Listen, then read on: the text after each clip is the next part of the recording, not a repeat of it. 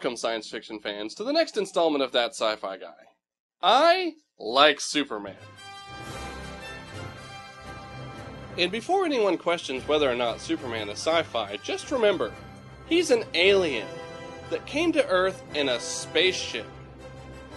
For years, Hollywood toyed with us by leaking word about possible Superman reboots. We heard everything from Tim Burton directing, to Kevin Smith writing, to Nicolas Cage starring. Though I fail to see how that would have worked. So in 2006, when I heard Bryan Singer was attached to direct Superman Returns, I thought, well, he didn't screw up the first couple X-Men movies too bad. Surely I have nothing to worry about. Okay, most people saw this movie, and everybody knows who Superman is. Oh my god, whoa. You know who Superman is? Okay, I'm like feeling something. Are you aware of Garfield? So I'm not going to bother going scene by scene. And if you didn't see it, there's not much plot. I could sum it up in less than a minute. After leaving Earth in a movie we never saw, Superman is back. Hooray! He clumsily saves Lois from a plane crash. Lex Luthor creates a continent of kryptonite using a crystal from the Fortress of Solitude.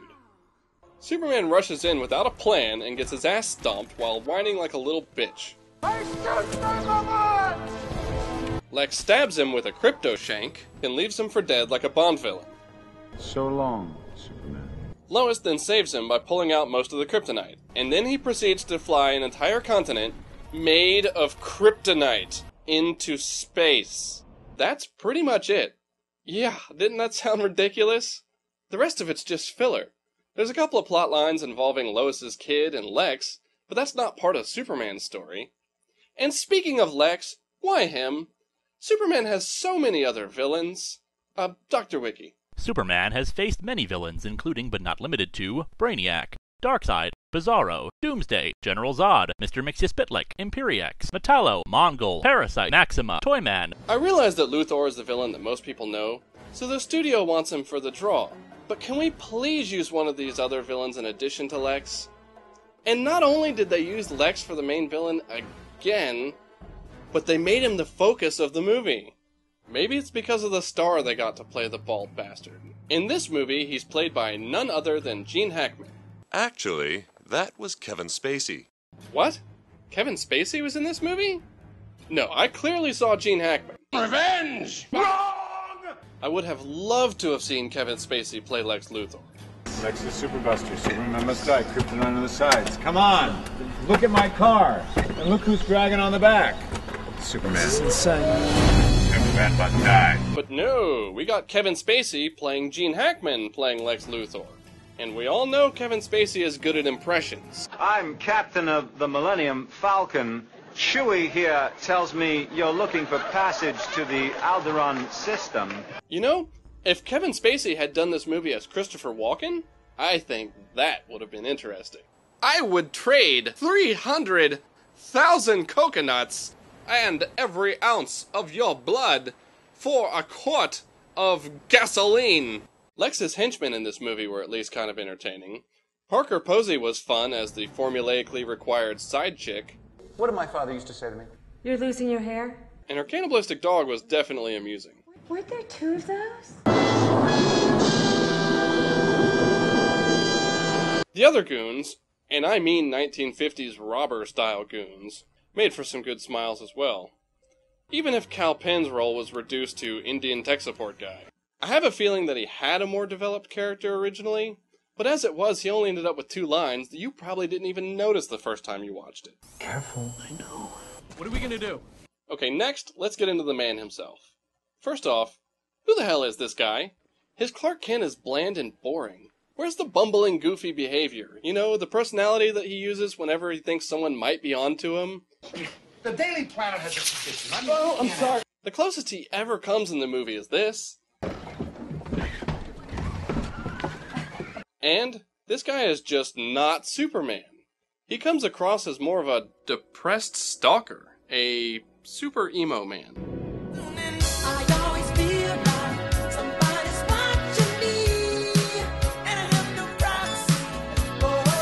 Just look at him. Superman is supposed to be built like a linebacker. This guy is built more like a swimmer, like Aquaman. Finally, A movie that makes me look cool. Now maybe I can get a movie deal of my own. What, like The Secret Life of Fish? Fuck you! And they had to use colored contacts to make his eyes blue. Colored contacts freak me out. They are completely unnatural looking. The color in a human eye is located in the iris, located under a clear dome called the cornea. Colored contacts put the coloring here on the outside of the lens. It's like there's something floating over your eyes. It's freaky looking. And if they had to use colored contacts, why didn't they at least digitally fix this shot?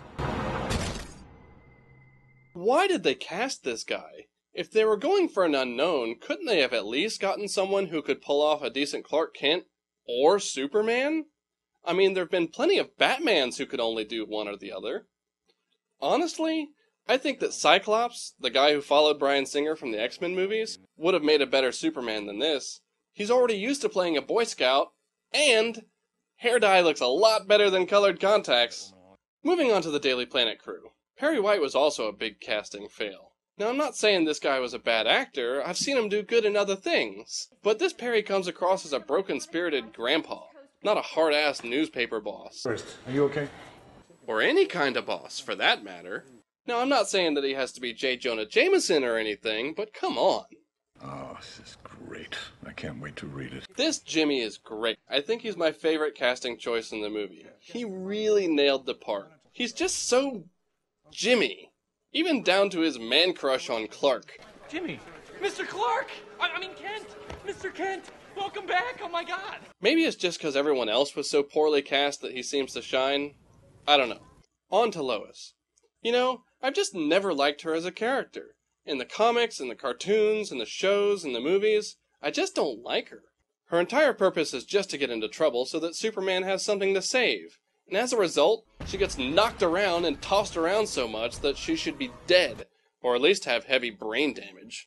Gil, how many F's are there in catastrophic? None. Here it's typical Lois. Bad spelling, smoking cigarettes, and to make sure we don't forget she's a badass journalist, they mention her Pulitzer Prize 6 times. Lois, Pulitzer Prizes are like Academy Awards. Nobody remembers what you got one for. It's just that you got one. Oh, and apparently Lois had a kid while Superman was gone. Wait, she's married? This is so obviously going to turn out to be his kid. They mention how weak he is in every scene he's in. You got an A in science, but a D in gym. Take your vitamins? Yes. Eye drops? Yes. Albuterol? Yes. Polybiflor? Yes, Mom. Macrobiotic shakes. Yeah. Whoa, I guess somebody must have slipped some PCP into his inhaler. Well, anyway, moving on. This whole rooftop scene really pisses me off, too. You know, I think my thoughts on this were pretty well summed up in a webcomic I once read. The world doesn't need a savior. And neither do I. Really? How about now, bitch? You need a savior now? I'm really confused as to how this story fits in with the other Superman movies. Does it come after Superman 2, where he briefly lost his powers and they got freaky in the fortress? If that's the case, she wouldn't remember it, right? Thanks to that really stupid mind-erasing kiss. J-Lois, are you okay? What happened? No, she seems to be angry, more like she remembers being jilted. Have you ever met someone?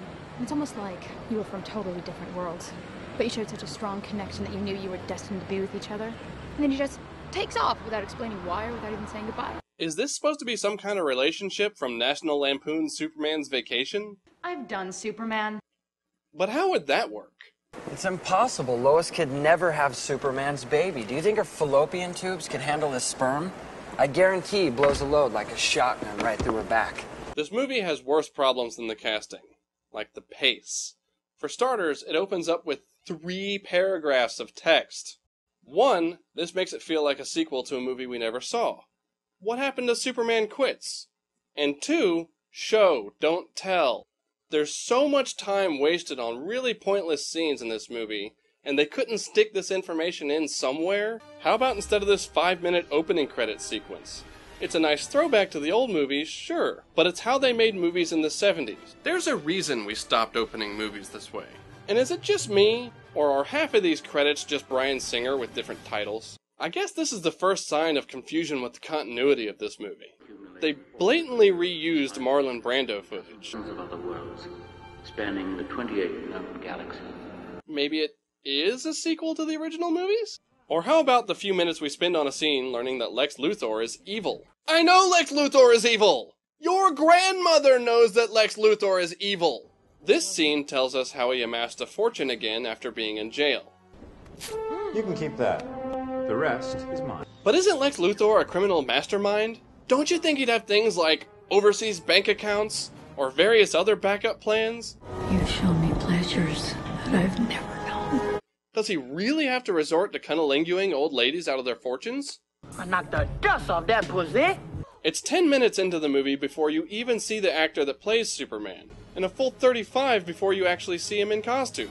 It's like that Ang Lee Hulk movie where Bruce Banner doesn't get hit with gamma rays until half hour into the movie, but without the neat comic booky editing. It's like Superman was an afterthought in his own movie. When you get down to it, it's more about this kid and Lex. It really should have been called Luthor and some bastard child of Superman. Another issue I take with this movie is the look. For one, it can't seem to figure out what time period it's in. You got the Kent farm, which is like in the 30s. You got this fax machine, which is like the 90s. You got Parker Posey in this 50s dress. You got the cell phones, which is like now. Also, look at the dark gritty color tones it uses. I know this style works for Batman, but that's because he's the Dark Knight. Superman is supposed to be the shining ray of hope. It should be bright and have vibrant colors. I would expect the trash on the side of the road to look clean in Metropolis. Let's compare two other versions. What's with the dark reds? And why is that S so small? Also, it looks like a shield, like he might take it off and throw it like he did in Superman 2. If you look really closely at the chest, you can see that the symbol here is actually made up of hundreds of tiny Superman S's. And apparently they decided it would look better if they took the yellow S off of his cape and put it on his belt. And the backs of his boots. Why? Is it on the tread of his boots too? Does he leave little S's when he walks around? Why does Hollywood feel they have to take simple colored costumes and make them super textured, like the new Star Trek uniforms, or the super detail on Spider-Man? I guess we can't really talk about the look of this movie without talking about the effects. Most of the effects were CGI. They weren't the best effects that I've ever seen, but they were effective and consistent with other big budget movies at the time. One sequence, however, sticks out to me because they actually used practical effects. For this, I think we need the Disaster-O-Matic. Welcome back, folks! It's time once again for Disaster-O-Matic! And kapow!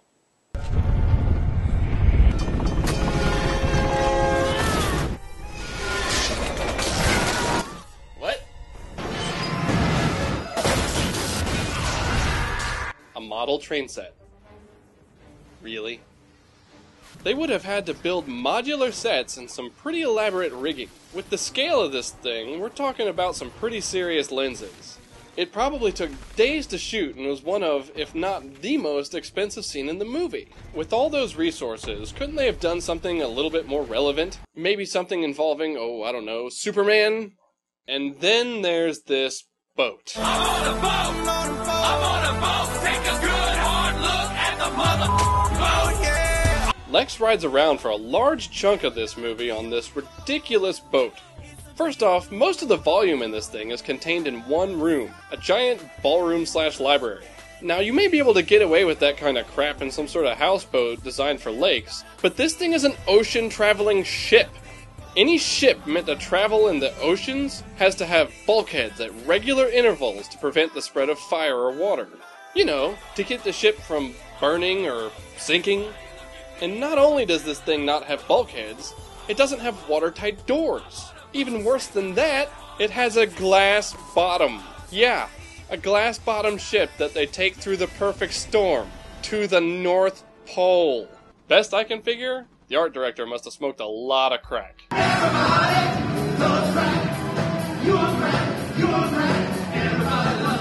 Speaking of things on crack, I guess we should talk about Superman's powers. Okay, it's established lore that the Man of Steel has super hearing, and he uses this for a number of things, like listening for crimes at a distance. Alright. But in this movie, he flies into space to get a wider range, I guess. But you know what? There is no sound in space. Sound is a traveling wave which is an oscillation of pressure transmitted through a solid, liquid, or gas. Sure, it makes space battles more fun to watch. This doesn't work. Space is a vacuum, hence no solids, no liquids, no gases. And for that matter, what's making his cape flap? And if he is listening from space, why does he seem to only focus on Metropolis? Sure, they might tell you that he's saving other things around the world. Reports are flooding in from Metropolis, Houston, Gotham. Gotham City? Yeah, I think we know how that would go down. Turn around and go the fuck home, boy. I got this shit. Another issue is his super breath. Okay, I'll buy that Superman is so strong and fast that he can collapse his lungs, causing the air to come out at tremendous pressure. But he's still limited to the volume of air that fits in his lungs. I don't care how great your pressure washer is, you're not going to put out a house fire with one bucket of water. I'm going to give them a pass on this one, though. This power has always been portrayed this way, even though it doesn't make any sense. I guess my only gripe is, why did they put it in at all? It was a crappy scene that didn't advance the story. I mean, was it just for fan service? In press releases before the movie came out, they said they wanted to make Superman less powerful to add to the drama. They did this by removing an ability that he used in the old movies called tactile telekinesis. Tactile telekinesis is an ability that allows Superman to negate the effects of inertia. This is how Superman can perform such actions such as supporting Lois Lane in flight simply by holding her hand, or lifting a frozen lake. Or else that would make sense if this was the clone Superman named Superboy. They demonstrate the lack of this power in the first action scene. When the plane is crashing, Superman chooses to grab it by the wing, causing it to break off. This begs the question, if you knew you didn't have this power, why did you grab it by the wing? Why not grab it from somewhere more stable? And where is the consistency? If he doesn't have this power, then why doesn't this beam snap off or bend when he's using it to lift a boat full of water? And why doesn't this sign break? If you're gonna make new rules or canon, fine. I don't have to like it, but you do need to stick to your own rules. And then there's the kryptonite. Some people say that Superman is too powerful. Fine. But that's why he has an ultimate Achilles heel. It cripples him just to be around a very small amount of it. Yet in this movie, he manages to fly to the middle of a continent made of kryptonite and doesn't even notice it until he's getting the shit kicked out of him. You know, it seems to me he would have fallen out of the sky on the way there. In most versions of Superman that I'm familiar with, at least, it kinda instantly floors him.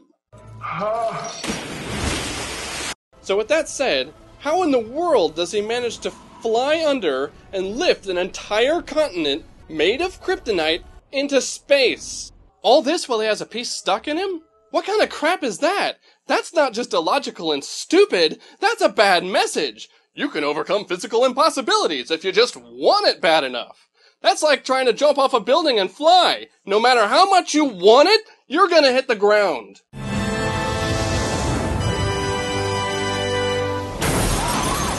So let's review. We have the old opening credits, Marlon Brando clips, Lois and Superman's kid, Kevin Spacey playing Gene Hackman, Super Emo Man, constantly changing time periods, and a costume that doesn't match anything to date. This movie doesn't know what it's trying to be. A sequel, a remake, its own new story with way too much fan service, and a missing chapter? You know what it is? I guess it's an Elseworlds story. DC's version of alternate universes where they ask what if. It's the only explanation that makes any sense. And with all the continuity rewrites DC's done lately, let's just hope this world was erased in Final Crisis. Jeff Johns, if you're watching, please don't let this happen again. With your new position as God of DC Universe canon, please make sure the next version isn't this much of a train wreck. Until next time, science fiction fans, here's your sci-fi clip of the day.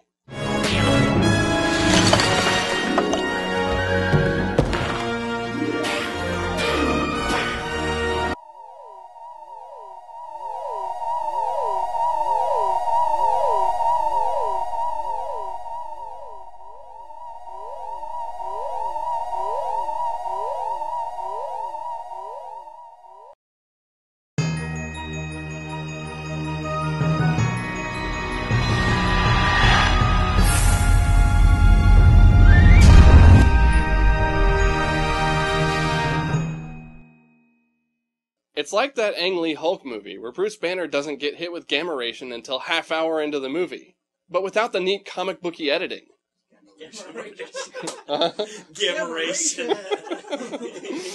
Gamma ration, Tom, come on.